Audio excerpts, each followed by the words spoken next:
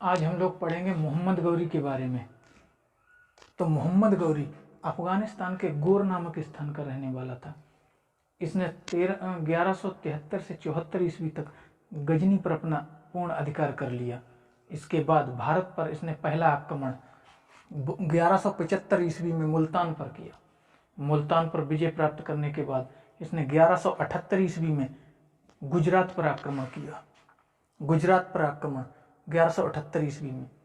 यहाँ चालुक्य वंश के राजा मूलराज द्वितीय ने अपनी मां के नेतृत्व में इसे आबू पहाड़ के निकट बुरी तरह पराजित कर दिया।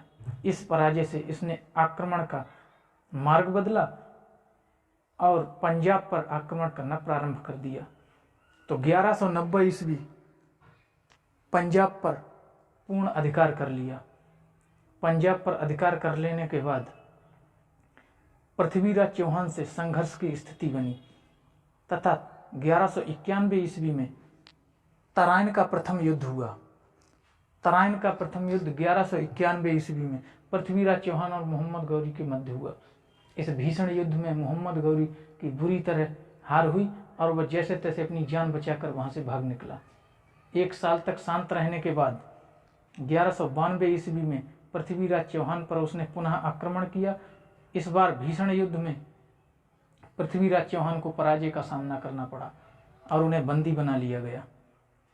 मोहम्मद गौरी की जीत के बाद 1194 ईस्वी में उसने कन्नौज के शासक जयचंद को चंदावर नामक स्थान पर पराजित किया।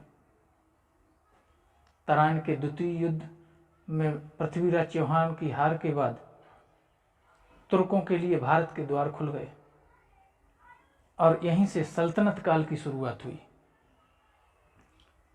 1206 ईस्वी तक यानी मोहम्मद गौरी की मृत्यु के समय तक उसने लगभग संपूर्ण उत्तर भारत पर अपना अधिकार प्राप्त कर लिया था।